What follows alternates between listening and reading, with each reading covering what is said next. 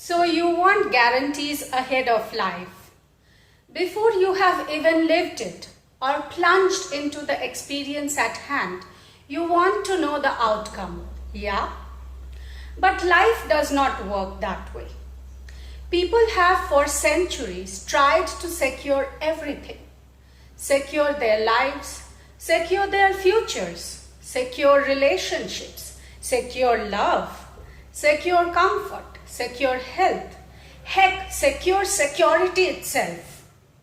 But by doing so, they have not acted in accordance with their highest nature. They have not internalized life or the nature of our souls. People build houses, then get caged in its four walls, unable to experience life as a grand adventure anymore. People invest in life insurances, then go ahead and fall sick, manifesting all sorts of diseases and accidents precisely because they have channeled so much money and mental energies in insurances. People get into marriages to secure love, to secure a partner for life. Then they get trapped within the definitions of a very primitive relationship dynamics that inhibit the expansion of their souls and fall prey to role-playing. People station sentries outside their doors and then their houses get robbed. People build defense mechanisms to prepare for attack and then they manifest wars. Most of the conflicts in our world today are precisely because everyone is trying to secure everything all the time, including security itself. And all that for what? To arrive at death safely? That is an oxymoron, because we deny who we really are. We decry the nature of our souls that is free, limitless, infinite, unstoppable, and uninhibited. Inherently, we all know it, feel it every instant of every day, yet we are so afraid to act upon it, afraid to fail, afraid to fall, afraid to get hurt, afraid to end up miserable or lonely, afraid of reprimand, afraid of being perceived as wrong or weak, incapable or incompetent. Still, life will not be bound by our definitions of right and wrong, by our dysfunctional systems and belief patterns. So when one rule is made, there are 10 souls who come to earth to break it, and probably even go to jail because of it. Still they do, because we are trying to cage infinity, somehow make it finite, bind something that is boundless, and that is the biggest joke of life. You see, we are a three-part being: body, mind, and spirit. The spirit that enters the body, or rather constitutes the body, to have a physical experience of itself here on earth, uses the mind as a bridge to function within the body, or rather with the body. And so, all creation happens in the mind. Whatever the mind believes, perceives, conceives, becomes true for us at any given instant. And then the body acts on it, makes choices, exercises its free will, and thereby creates its reality. That's how physical life operates. But the driver of this vehicle called body is still essentially the spirit, not the body. And it does not care about comfort or security, nor comes with a warranty.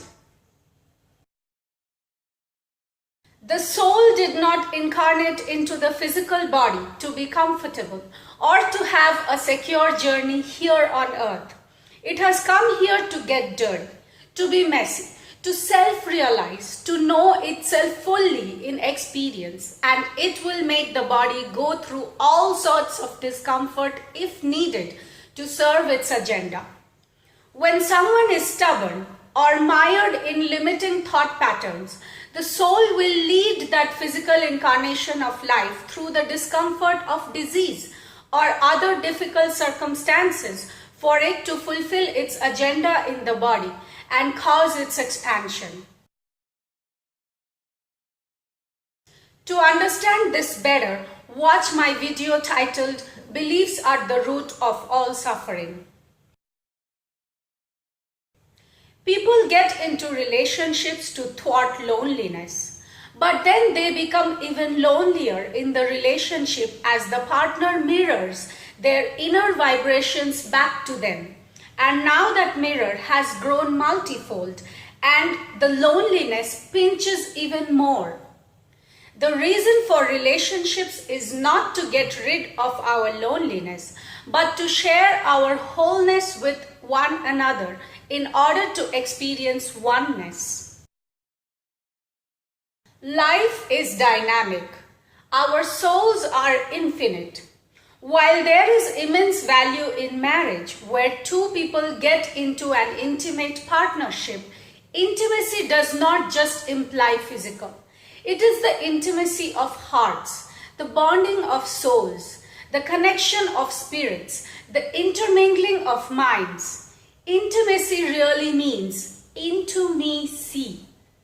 Those kind of truly intimate relationships are hard to find on this planet, where two souls are in a conscious partnership and can hold the space for each other's growth, expansion, and evolution.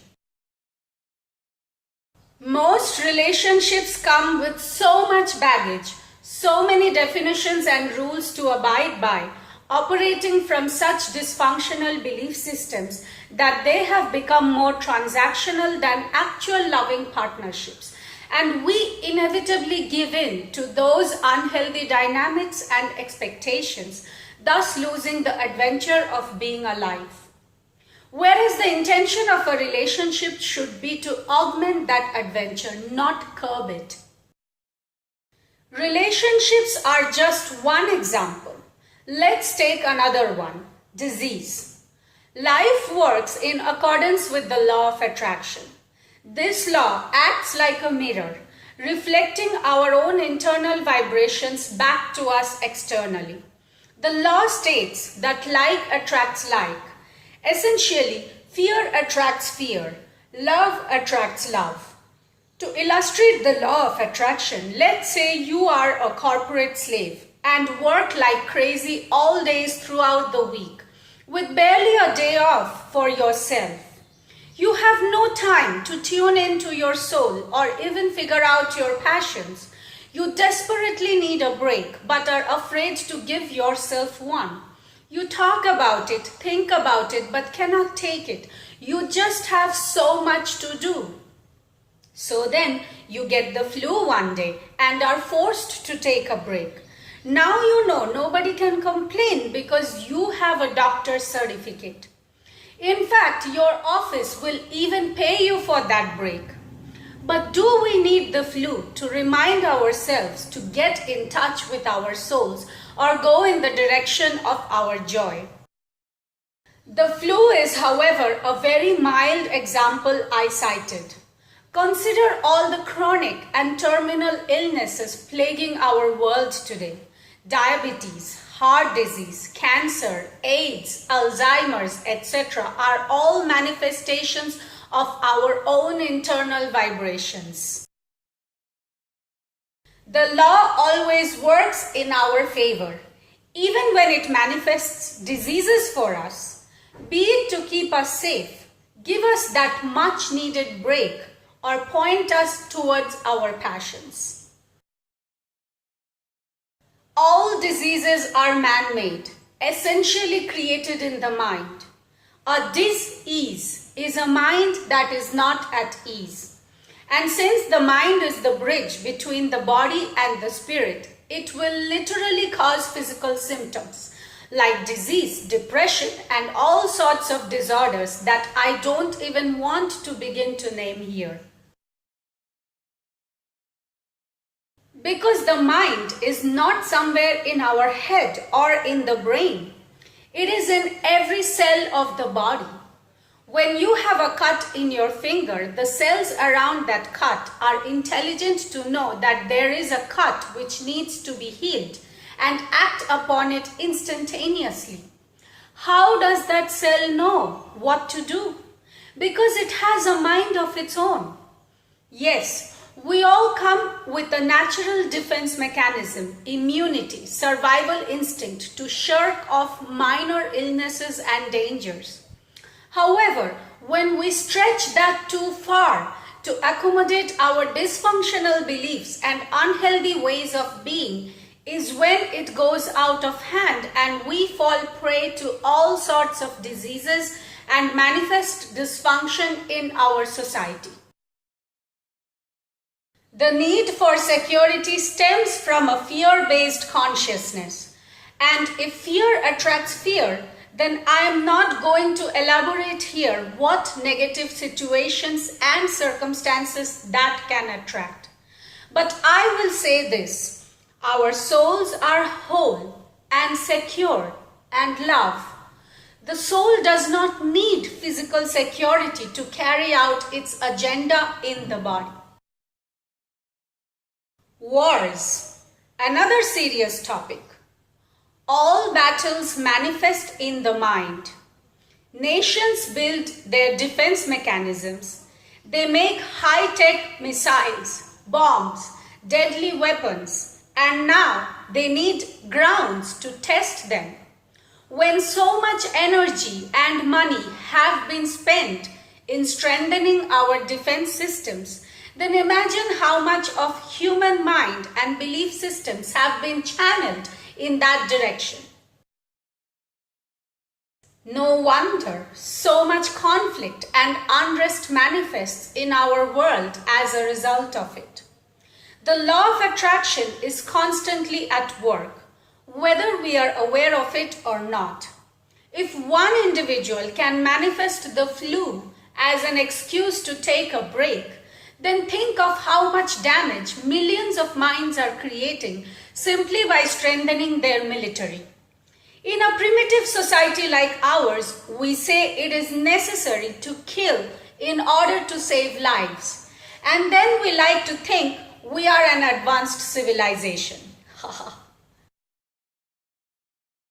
Here on earth, we have it all backwards.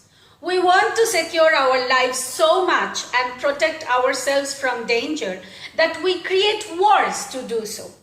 Seriously, we need to rethink our ways of being, our ways of dealings, our ways in relationships, and our ways with each other. So you want guarantees ahead of life. Before you have even lived it or plunged into the experience at hand, you want to know the outcome, if it will serve you or not, yeah? Because if you end up somewhere you don't like or you might fail at it, then you might as well avoid it in the first place, yes?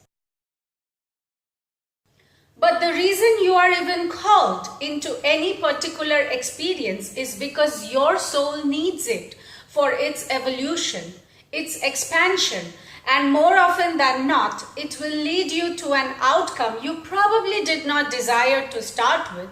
However, it will leave you at a place of more self-awareness, more self-knowledge, more in tune with yourself and in alignment with your truth. That way, it always serves you. Your experience is your biggest teacher. Otherwise, you will be able to discern and tell at the beginning itself if it will serve you or not. The fact that you can't tell and yet it's calling you is an invitation from life to plunge. It is an act of pure creation. And that's where all the adventure is, anyways. No risk, no gain is not just an old adage. It happens to be true. Namaste.